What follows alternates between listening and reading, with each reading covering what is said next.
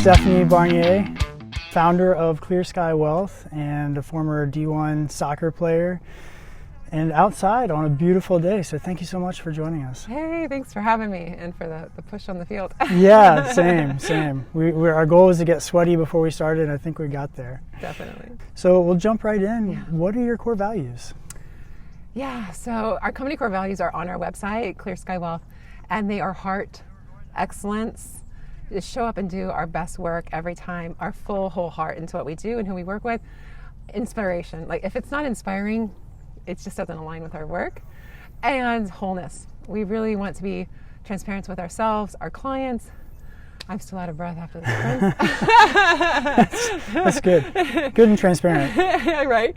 And then the last one is growth. If we're not growing, then we're probably doing the opposite, which is, dying in business. So evolving, learning, talking with people. Nowadays, webinars and that sort of thing, usually conferences. So those are our core values. How did you come up with those core values? Because you know them well, and it's awesome. Most business owners maybe don't know their core values. Well, I've said them a lot of times. And, we actually share them every Monday. Sometimes we moved our meetings to Tuesdays, with our weekly company meetings. We go through our values, and we even have what it is and what it isn't. Like, inspiration is showing up from a place of finding your happiness 80% of the time. 20% of the time, we're still human. Things happen. It's not just you covering up all your baggage and leaving it at the door. It's working through it, getting the help you need, leaning on teammates, talking with me. So we know what they are, the definitions, and what they're not. That's so important. Mm-hmm. I think the first time we met, we immediately were talking about core values, which is what led me to think you would be a great guest on this show. Mm-hmm. What is your philosophy for leading people, or what is your approach? It stems from inspiration. So if you want a manager, I'm not the person, especially when it comes to micromanaging. It's not my thing. Folks know their scope of the job. And one of the things we talk about in our company is paint done. And Brene Brown uses that.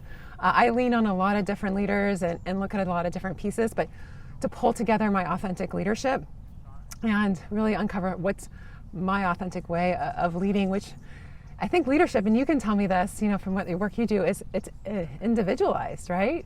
Absolutely. It's not like, oh, you lead like this book or this example, or you lead like this president in the United States, or whatever it is. There are a bunch of role models that can be molded together to create a leadership that's individualized for you. So that's what I believe. That's great. So we're out here working out outside barefoot. I was a little bit skeptical, I'm not going to lie. What do you get from time outside personally and as a leader? That's a great question. Well, barefoot so that I can connect with the ground and the earth. Sometimes maybe like other leaders, I get carried away in the details and the minutiae. And sometimes I catch myself playing a lot of defense instead of playing offense and really, quote unquote, attacking the day and leading from that place. I'll catch myself like being reactive to emails or things like that. So out here just reminds me to stay really grounded and to listen. There are a ton of burns here, and whether you can hear them on this camera. Yeah, I hope you can. They're beautiful.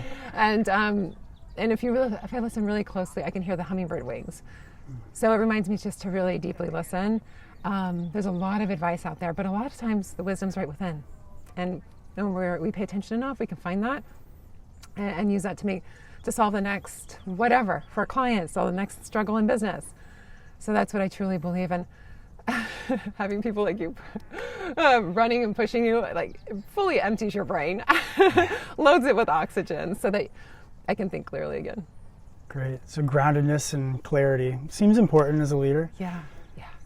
We talk about flow a lot, and I'm curious, as a D1 athlete, setting some records, really being at the top of your game there, being at the top of your game in business, is that something you experience outdoors as a leader?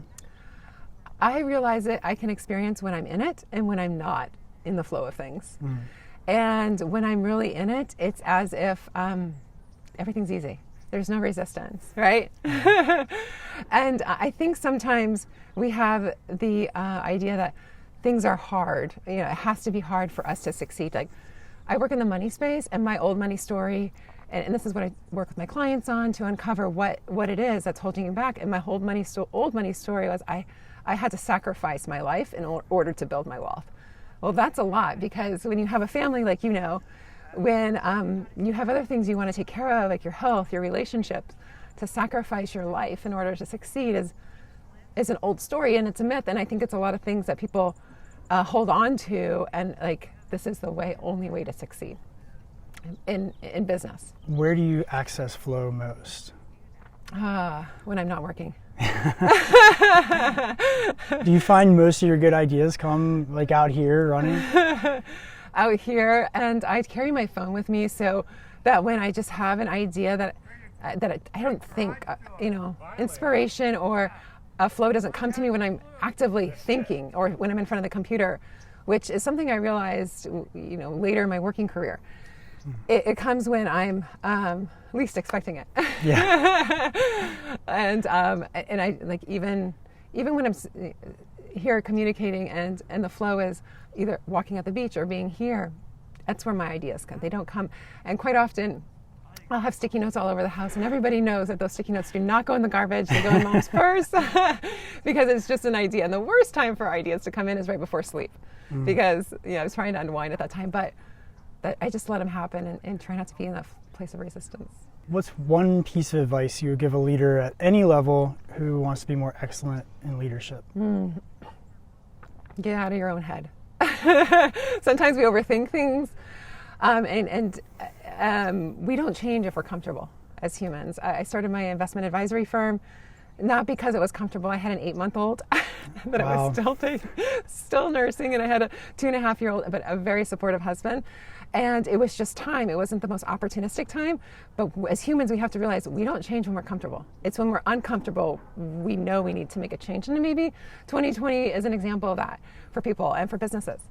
When things get uncomfortable, we know we have to do things differently, go online, whatever it might be. But getting uncomfortable is, I think, really a seed for growth and change.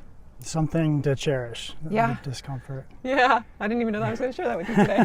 I appreciate it. That was great.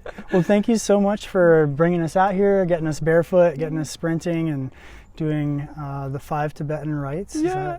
That was the least comfortable I was today, so Good. I really appreciate it. Yeah, you're welcome. My pleasure.